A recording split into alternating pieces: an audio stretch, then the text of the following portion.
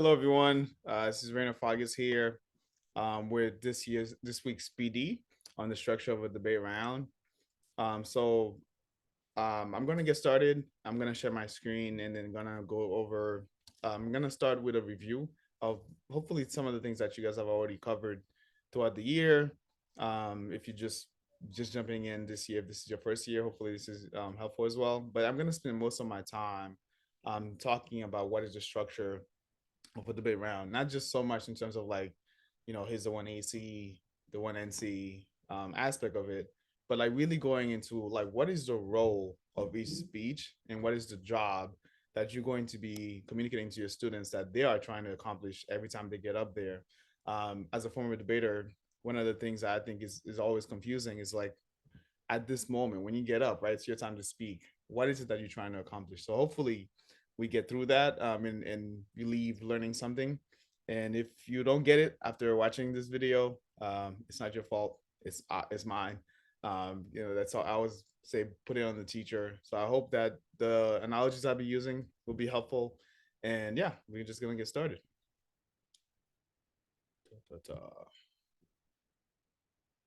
All right. So the first, just looking at what is currently on the website and what's currently available to you guys in terms of the lessons. I know the first couple lessons go over what is an argument. That is critical. So as your students, start in this journey, this is one of the things that they absolutely have to understand. What is an argument? There's also a video that's accompanied to this particular lesson that you can just also play for them that tries to break it down in different ways. So this main idea that you have a claim, you have your evidence and reasoning. I won't spend too much time going over these because again, the lessons we've sent out already have these and they go very much in depth about like exactly what it is that each part plays. But we like to use this analogy. You have a stool where the claim is the statement that you believe to be true at the very top, and then you are using evidence to try to buttress that claim to try to support it. And then the glue is the reasoning. That is what holds it together. It's what brings it all together and makes it a sturdy stool. So this is a useful analogy, but also it's a useful visual, I would say, for your students as they are learning this as well. And here, this is the video I was talking about. I won't play it here, but in the lessons we've sent out, I believe this might be lesson 2. If I'm not mistaken, you can definitely watch this as well. And then in the debate round, we have two sides. We have the affirmative side, and then we have the negative side. And again, in the lessons we've already sent out, we one of the lesson is literally just about the role of the negative affirmative side. And I'll just quickly go over this, and that is to describe a current problem in the world, propose a plan to fix a problem, explain how the plan will solve the problem. So generally speaking, the way the packet is organized, it's organized in that way to essentially have the students describe, propose, and explain how their plan is going to fix it. Um, Again, I won't spend too much time here because the lesson we've sent out also has some of these, and they go much in depth about this than I'll do here because the main focus here is to really spend more time talking about the structure. Um, this is again another part I'll say before start talking to students about the structure that they absolutely need to know as well. And this talks about the resolution. Um, this is important. I wouldn't say it's crucial for novice students or even JV students, but as they get to varsity, this is going to be critical, especially because some of the arguments really hinge on this idea of the resolution. A lot of students they see at the very top of the packet and they're like, well, this is block of text and ignore it and move forward. That is totally fine, but it's at least helpful to know exactly like what is the resolution, what is it trying to do, right? Which essentially the main simple version is that it's the assignment for the debate round. It is the assignment for every single debate round for the year actually. Like so, everything that people are talking about, the things they're proposing, they must fall under that assignment. Continuing with the role of the AF, again, these are slides you have access to. Um, there's an example in the lesson we sent out, just kind of giving an example of like what a plane would look like, and just giving them the opportunity to play around with like what a first affirmative could look like. And on the other side of the affirmative team, we have the negative side. And the negative side, it kind of on this particular example, just kind of explaining what is the role of the neg, and that is to defend the status quo, to keep things as they are. Essentially saying like we don't need the plan. We don't need the plan. It's not gonna solve anything. Things are working just fine. And even if it's a good idea, it doesn't change things enough to make us take this risk and embrace this new proposal that they are bringing to the table, right? And in some cases, you might even be able to prove that the plan is a bad idea, that it makes things worse, and not just like it's a net neutral, but that it actually is gonna hurt people in whatever capacity, right?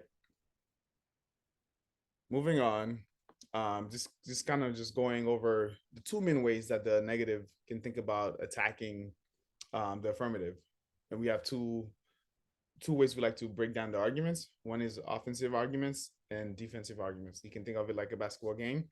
You definitely cannot lose the game if no one's able to score on you. But if you also, that's being on the defensive side, right? So if you're able to really make sure that um, the AF is not able to score any points, they're not able to advance anything. That's one way to make sure you're not losing the round. But really, if you want to win the round, you also want to score. Kind of like a basketball game. If you want to win that basketball game, you want to be able to at least score to get on the board, and that's how you can think about it. So in this particular way, hi, how's it going? In this particular way, the are you able to hear me? Actually, I just want to make sure.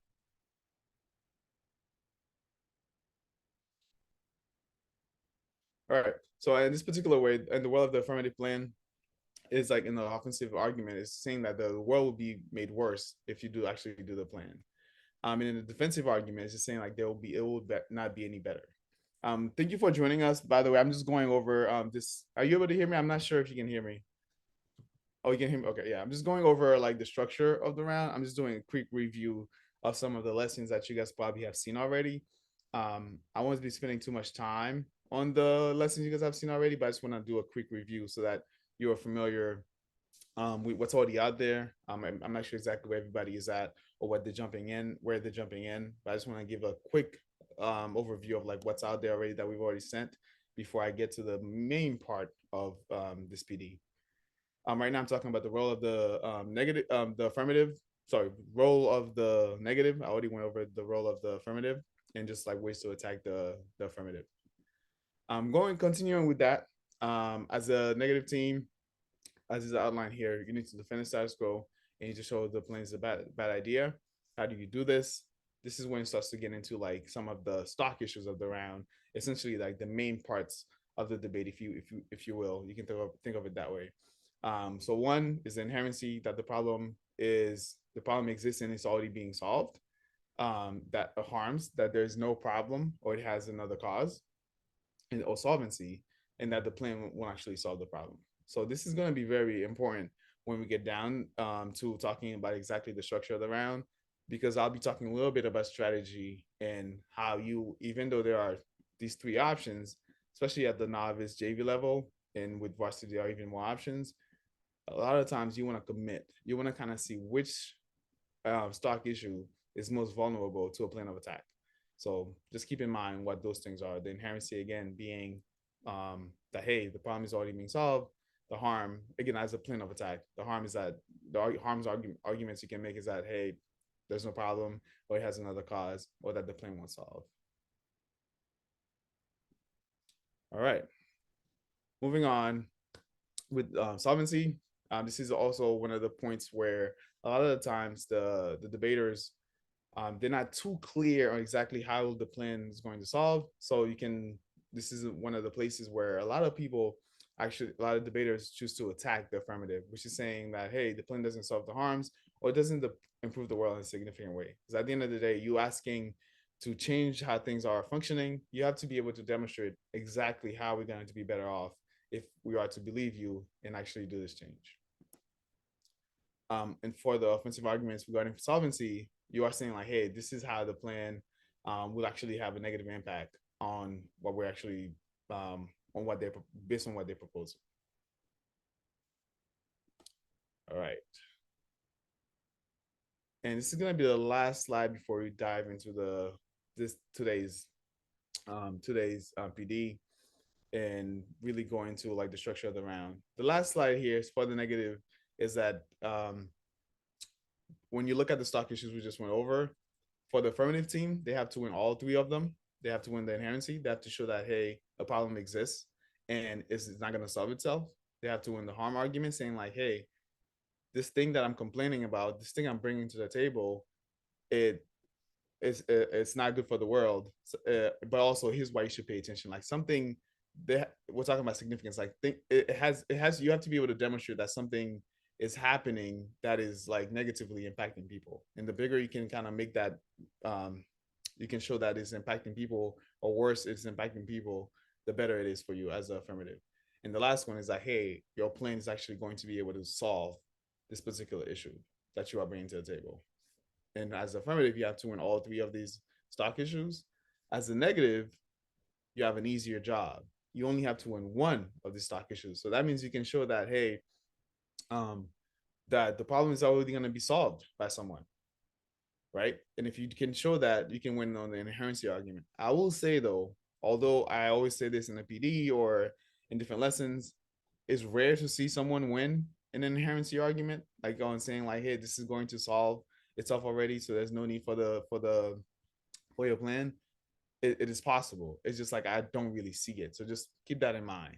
It's most of the time you're not gonna win a no inherency argument just because I think a lot of people don't care as much about that aspect of it. So do with that information as you please. And the next one is like the harms argument. You can attack the harms, saying like, hey, the harms are not significant, or that it's not such a big deal. And if you can't show significance, essentially you're not answering the question of like, you're saying like no one should care about this. Are you saying there's no reason for us to really invest all this money in something that is like really insignificant? And that is a good argument. If you if it, in cases, especially with the BDL cases, a lot of times we don't do a lot of no harm arguments. We have a lot of arguments focused on the solvency, but that is in some places, depending on the argument, you can make a no harm arguments and like, it's not that bad. And if you can win that, a lot of times you can win on that, unlike the no inherency argument. And the last one is the solvency. And that one, I would say, a lot of debates are won or lost based on ability for the AF to solve the plan, to solve the problems that they brought to the table. So I would say the no solvency argument is a very, very powerful argument. But this is just like a recap of like what, um how you should be thinking about it on the negative side. Like if all issues are equal, you win. And also you only have to just win a single stock issue to be able to win. And when I used to debate, that was my favorite um side to debate on, which was the negative side. All right. Now on to like the structure of the debate round. So if this is your first time coaching debate, let me just move this out the way. You'll see the first thing that's probably going to bother you is the fact that no one used the full terms anymore once you learn them. So it's one AC, one affirmative constructive, one NC, two AC, one negative constructive, two affirmative constructive, two negative constructive. As you can see, it takes a long time to say them, so that's why we use these abbreviations: one AC, one NC, two AC, two NC, one NR. It's easier. So for the purpose of this, I'll start with just the constructive speeches, and it kind of sounds like it kind of is like what it sounds like. Like in the constructive speeches, you're really building the foundation of your argument. That's the main part, right? So for these speeches, there's going to be a lot of reading. There's going to be a lot of using the text, using the evidence that packet that we give you. The students, they're going to be doing this to just build out the case, build out just reading it and kind of like laying out the foundation. Like this is what I'm going to use later on to drive this home, right? And this is where during the rebuttal process, there's more of that analysis. Not to say this is not happening at the constructives, because you still have to be judicious about like, why am I picking this, right? You have to be discerning. Like you have to be like, okay, why am I choosing this argument? Because at the end of the day, there's a time constraint. You can't just sit there and just like read every single argument. You have to pick an argument to read. And here we'll go a little bit over like how should that happen? What should be your mindset in thinking about this? But just that's what the constructives are. So to me, those are the speeches that you should not mess up. because by the time you come into the round for 1AC, it's already written. You know exactly what you're going to be reading, right? And you can rearrange them. Although like the the the case comes in a particular way, you can move them around. If you want to start with the plan, for example, so that you never forget it, you can just say, "Hey, judge, this is going to be the plan for the thing I'm about to propose." That is fine. It's a little unusual, I think, in our league, but you can do that to make sure you don't forget it, right? Because at the end of the day, because you're the AF, you know you have to read, you have to address all three parts, right? That means you have to present inherency, you have to present the harms, you have to present the solution, right? And between that is the plan that's like nestled under the solvency. If you want to make sure, hey, whatever happens, I always get to that, you can switch it around. So we do encourage you to think about what works best. And also, because at the end of the day, you are telling a story. And when the 1AC, you should absolutely always be ready to be like, this is what I'm going to go through. And one of the things I'll say that's like actually happens before the round is to just practice. Can you actually get through this in 3 minutes, right? If you are in middle school novice, can you get through this in 8 minutes? If you are in high school, um, all the divisions actually gets off at the same time. And if that's not possible, you need to know exactly where do you need to speed up and or where do you need to like cut the card and move on to the next card because you need to make sure that's done. So no excuses for like the one AC not to be like a well executed speech because that's the part that's completely written. And then one NC um also written as well. We'll get into a little bit more about like what exactly you're trying to do there. 2AC, again, using the evidence to respond. And then 2NC, again, using the evidence to respond. Before we go a little bit more in depth, the general structure here is like whatever the 1AC says, the 1NC, um, for the most part, they're gonna use the 1NC is contingent on what the 1NC is going to say. But because the BDL is for the most part outside of like high school varsity, a closed league. And what I mean by that is that you know what the other person is going to read, especially in the middle school, that you know exactly what they're going to read. Maybe at the varsity level, sometimes you guys start doing your own research, but for the most part, novice and JV, you guys know exactly what's going to be read. So you can already have the response to them. So when you have your card on the negative, you can be like, oh, this responds well to whatever the other card is. So when they get up somewhere and they read something on the 1AC, you already know, like, hey, they read page 5. I know page 12 responds well to this. Oh, they read page 4. I know page 5 responds well to this, right? So although this is not as planned as 1AC, there are ways to do like the pre-round work, right? So, and this is going to be something I'm going to keep repeating. The pre-round work is going to allow you to have an excellent round. So even with the 1NC, if you're negative, if you already know what they're gonna read, especially at the lower levels where it's not the Wild Wild West where people are bringing different arguments, you can already pre-flow the round, which is like saying like if they read this, I'm gonna read this and know it, right? So when you get up, you're not over here trying to find the best evidence. All you have to just organize it and be like, okay, I'm ready to go. And that way, you're not wasting prep time. Remember, you get 8 minutes or 5 minutes, depending on which division you're in. If you're in middle school, 5. Um, if you are in high school, you're getting 8 minutes. So that way you're not wasting precious time trying to find the best evidence, right? 2AC, similar. 2AC is contingent on the 1NC.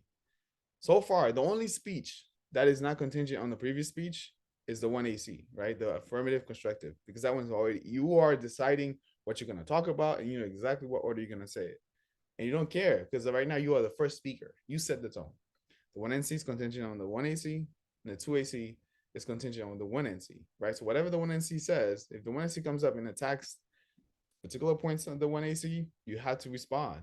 If they bring off an off case position, if they bring off something that was not said by the 1AC when they set the table, you have to make sure you address it. Otherwise, your silence in debate means consent. That means like if you didn't respond to it, you are tacitly agreeing that hey, this is fine. This is what I believe. This is how I think the world is organized.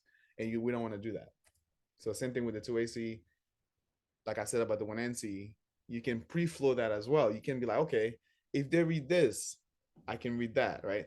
So you can kind of almost like, have two different cards like, hey, for the 2AC, if 1NC reads this is my response. That way, again, you are minimizing the amount of prep time you are using just to find the cards. You should not be trying to find the best evidence in the round if it's in a closed environment.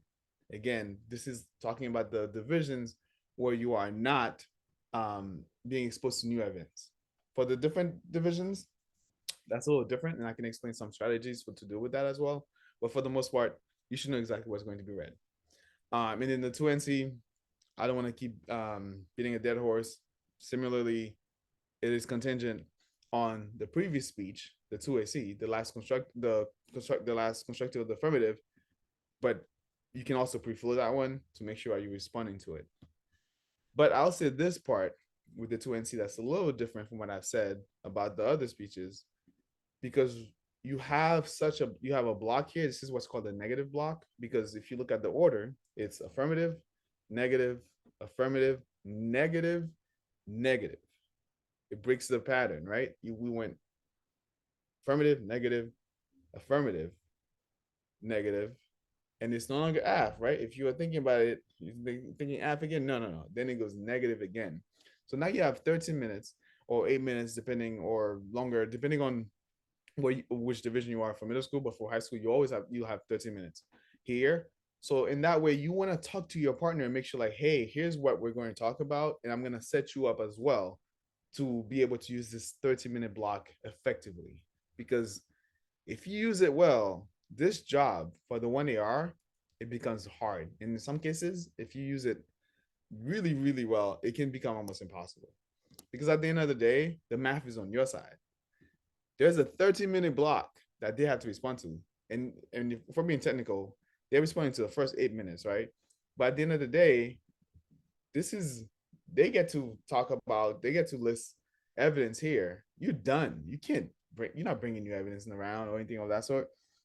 But you can use it in a way where you can really set up the 1NR to make the life of the 1AR really, really difficult to use that. But that's like a little bit, I think, further along for more experienced debaters. So I won't spend too much time on that, but just wanted to like show you guys that anomaly in the round is indeed an advantage, right? And then you get to the rebuttals.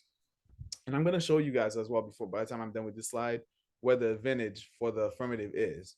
Right now, so far, there are two advantages for the affirmative. The first is that you get to pick the topic, right? You go first. I'm deciding what we talk about. That's an advantage, right? Because usually you decide the thing that you're more comfortable in is what you're going to be talking about.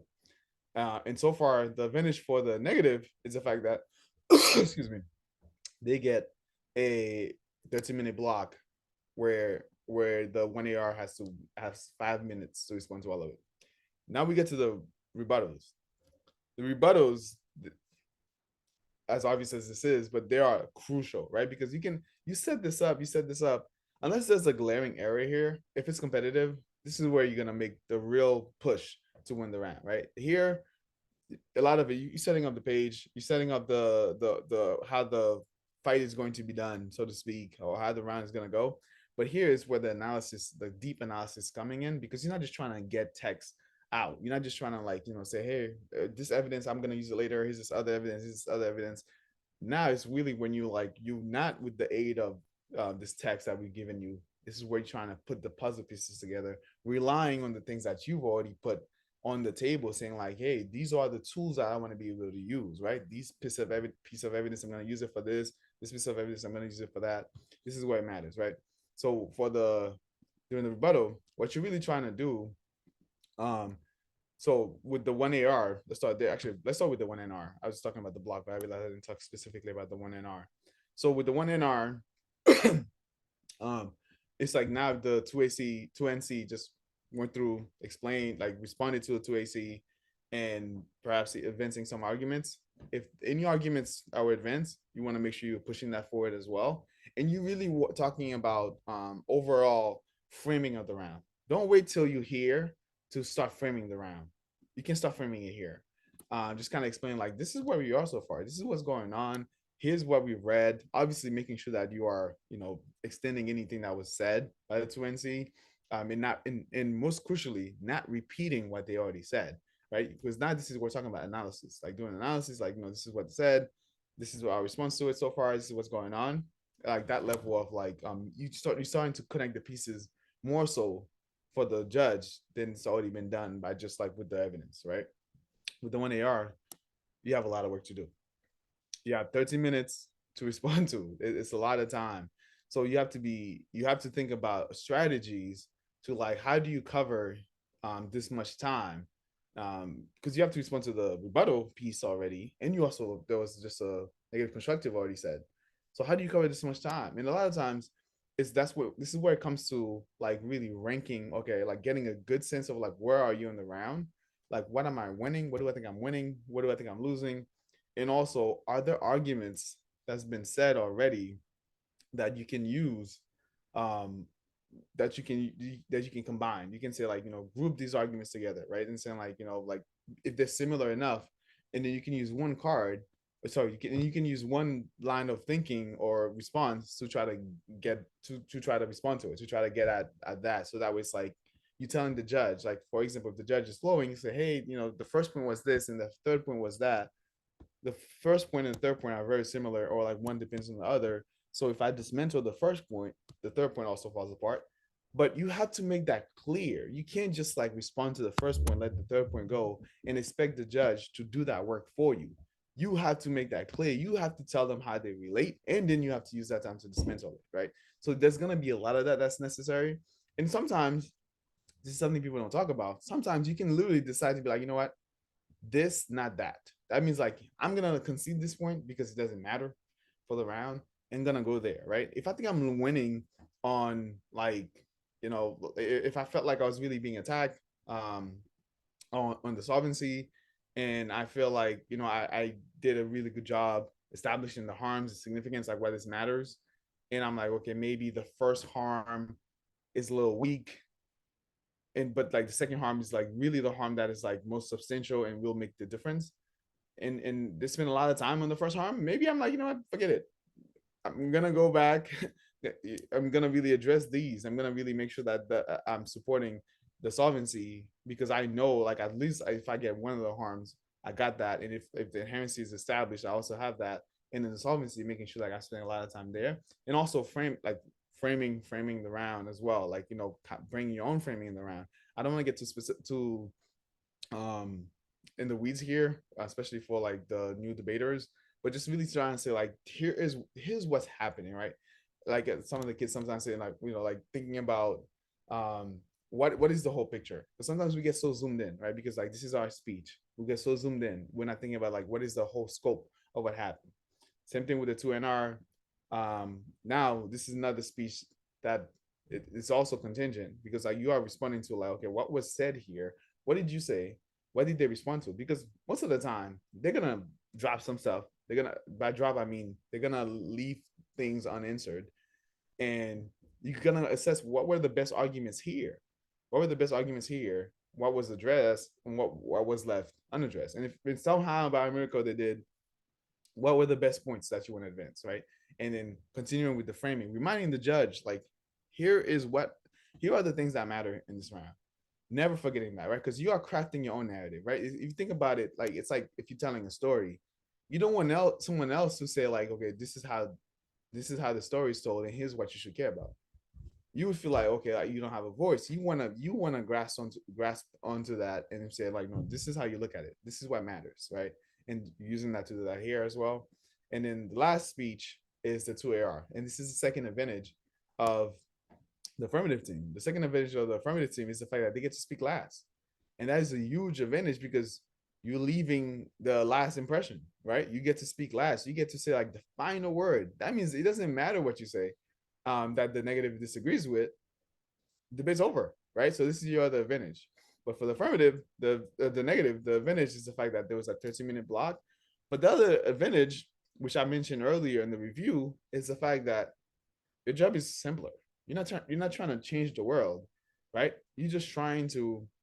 Um you're just trying to like win one single stock issue. You're just saying like, hey, you're just casting doubt. That's easier to do than trying to build something, right? It's much easier to destroy something than it is to build something. As a negative, you're just trying to destroy the worldview. Like, hey, this is how they think the world works, yada yada. This is what they think matters. Here's what they think they're gonna solve it. It's easier to just be like, one of these things don't work. They don't check out. one of them is not going to work. Versus like the affirmative, although they have the advantage of speaking first and speaking last and picking what they talk about, you also have two big advantages as an egg, which is like I just gotta win one. I just have to win one stock issue, right? And I get 30-minute block in the middle where I get to really extend my case. I really talk about it, and they have 5 minutes to respond to it initially.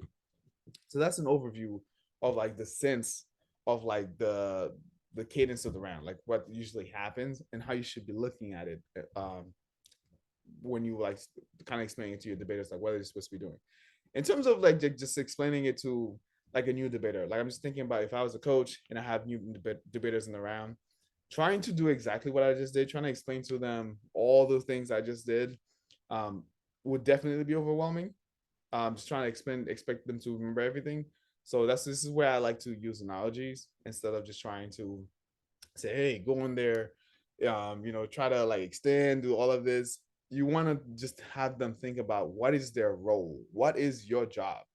So instead of thinking about the affirmative team and the negative team, you want to think about speakers, right? So if you have a team, your affirmative team, you're coaching an affirmative team, even if it's like for a practice round, they're not just affirmative team. Someone's going to speak first and someone's going to speak second. Someone's going to give the 1AC, someone's going to give the 2AC, right? So you if you break it down to like just their role, not just like, okay, as affirmative, this is what we're trying to do, but you specifically, this is what you're trying to do. So for example, if you think of it as like building a wall, right?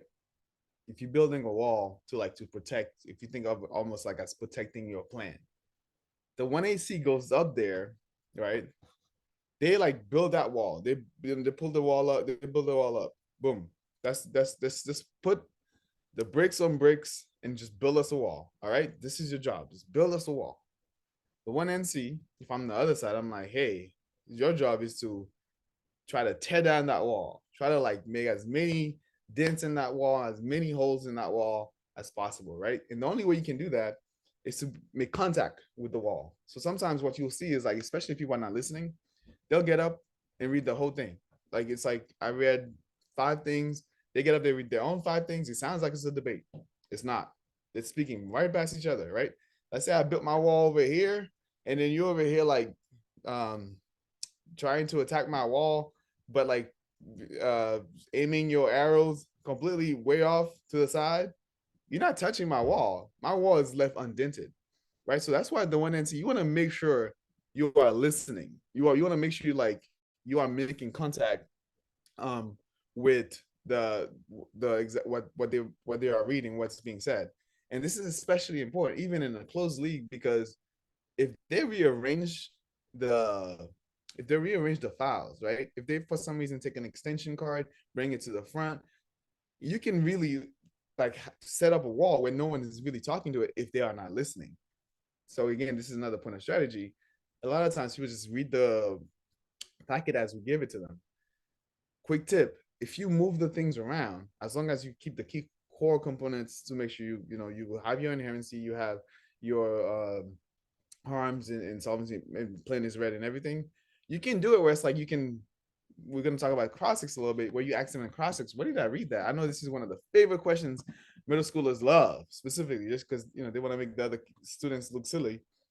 They're like, when did I read that? What page? And then you can really do that, because if they're not listening, they're not going to be able to attack the wall, right? You have to know exactly like where the wall is to be able to target it, right? You can't shoot at something you can't see it. Like, and so that means if you're not listening, you're not really going to be able to attack the wall. But let's say they were listening, they're gonna come, they're gonna attack the wall for the 1AC. If you built a strong wall, right? Because at the end of the day, if the 1AC is already pre-planned, you read it, you build a strong wall, they're not gonna tear it down. They're not gonna be fully able to tear it down. Just not enough time, not enough ammo. Now this is where 2AC comes in.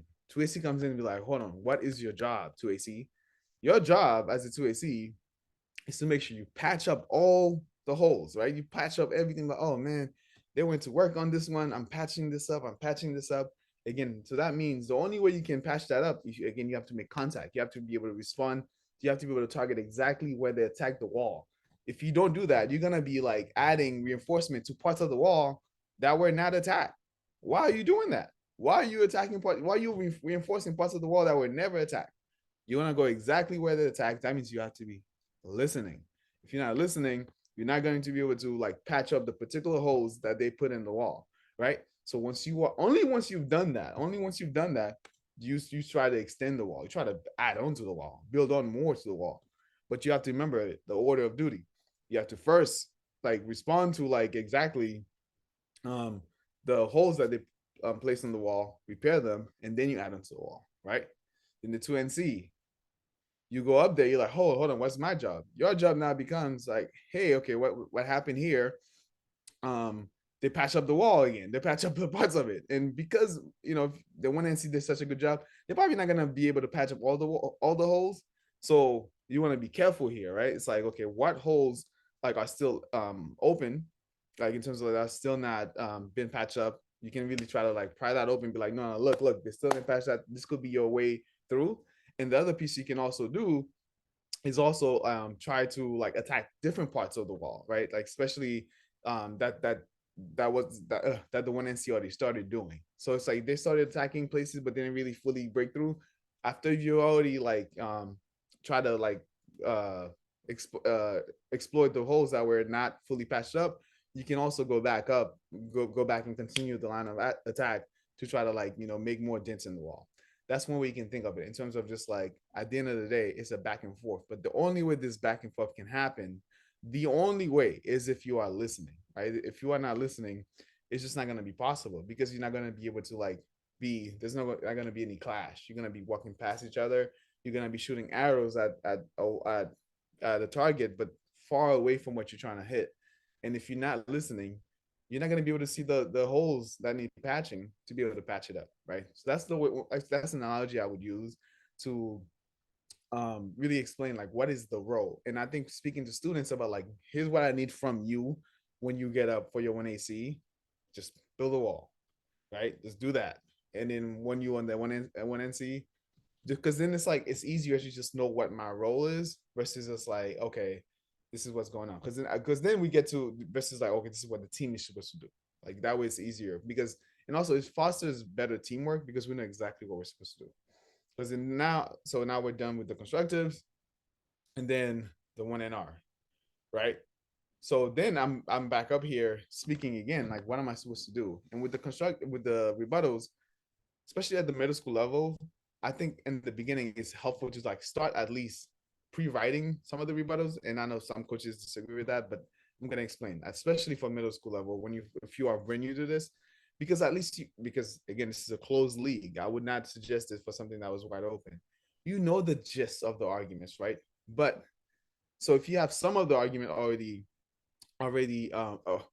fleshed out, you can use like the specifics, the particulars that happen in the round to flesh it out versus like trying to write out a full rebuttal right in the time allotted, like in the 5 minutes you have for prep, while also trying to save some prep from your partner.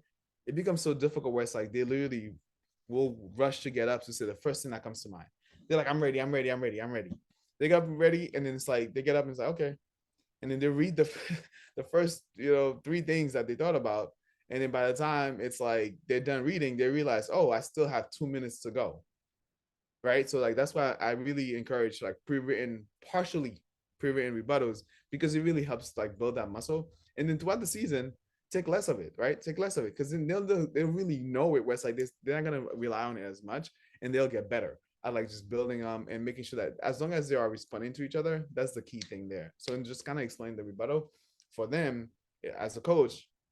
I would just kind of talk about just like how you've already keeping with the wall example, right? It's like you first of all you have to step back and assess like, okay, like what is the damage right after the construction, like what is the damage, where are we right now, and then really trying to like emphasize like focus on the holes that like you feel like, okay, I can really patch, and also the things that the things I can really patch, and the things that I can really like reinforce to make sure that this is going to be left standing. But in terms of like the actual roles on the ground, like what they were trying to do, I would really emphasize in terms of just like making choices, and like because at that point you just have less time. You don't have the luxury to just like, and also it's not like the first part where everything's pre-written. you want to make sure you're taking your time to like choose arguments. Like you're choosing arguments here to like really emphasize, do the analysis versus just like, just going straight down. It's not just about like a speed thing. It's also about like what is the most effective thing that's going to like get through, right? If you're thinking about attacking that wall, like which one is going to really like get through, try to like give you the best shot at that, right? Or which one is gonna be um best at like protecting that particular um vulnerability that you have in the wall. Those are the ways that you should be at least be thinking about it. And you can use your own analogy, but the main point is just like and I know the analogy some is not perfect, but the main point is really encouraging you to think about breaking down instead of looking at it as one big round with just with two teams. Really think of it as like, okay, yes, there's a round, there are two teams, but each person has a role. And if you can really explain to your students what role they are playing in the round, what they need to do, and just make it, even if you wrote down like on their on like a if you do a quick cheat sheet for them, saying like when you are one AC, here's what you should be doing. That would be helpful.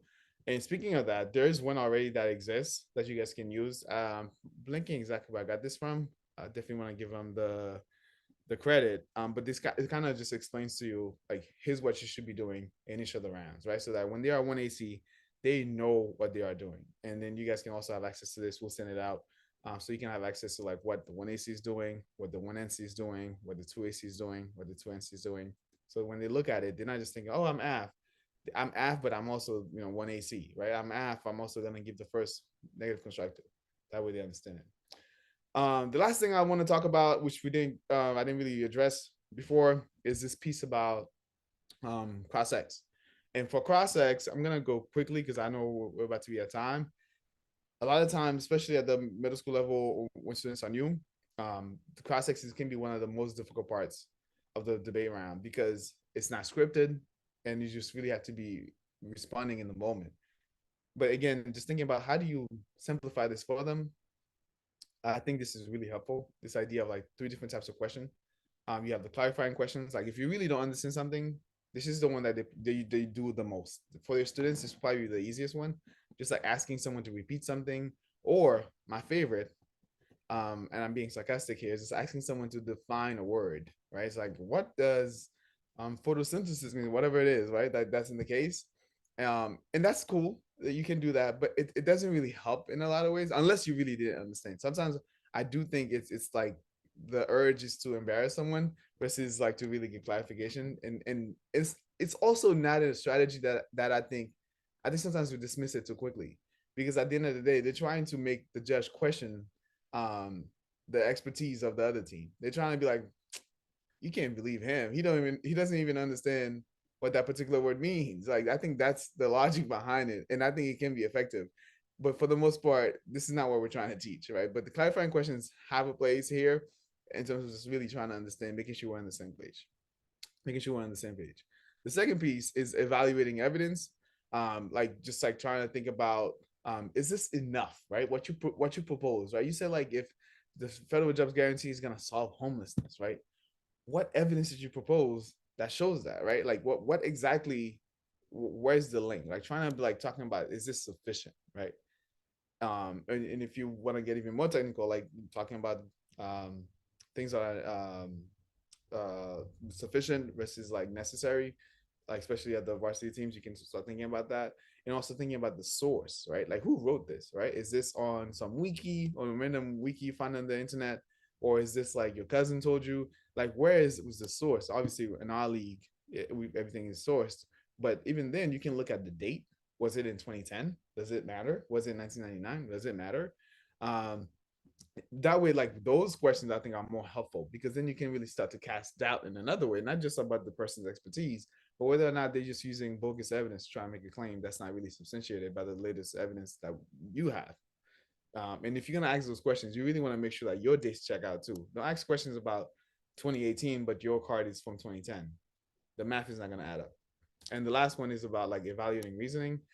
Just trying to see like, okay, you have the evidence checks out, but even though the evidence checks out, is your reasoning, does your conclusion um really stem from the evidence, right? Like is there a real line there? Trying to really question that, questioning assumptions and those kind of things, and really pointing out the inconsistencies That's probably going to be the hardest to do, honestly, because you have to be doing this in real time. But again, because it's a closed league during practice, this is something you can really try to like try to really foster that, and just like giving them time to do that. Even what I would even suggest is like even having cross checks be way longer than they'll actually have during a debate round, instead of like a 2 minute. Just be like, okay, cross checks is 5 minutes, or cross checks is 7 minutes, or whatever it is, to really force them to come up with questions, and then as a team borrow the questions. If one of your students come up with an amazing question, share. That's like, okay, because you know if it's stumping you, it's likely going to stump the other team, right? That's something that you definitely want to do. So those are the three questions during cross checks, and if you simplify them to clarifying, evaluating, and evidence questions, and evaluating reasoning questions, at least they can start thinking about it. And then even for a debate round, the first one, maybe like, you can just tell them, just focus on two clarifying questions, even if they are, do you know the meaning of this word, right? Because at the end of the day, it's just like building that muscle.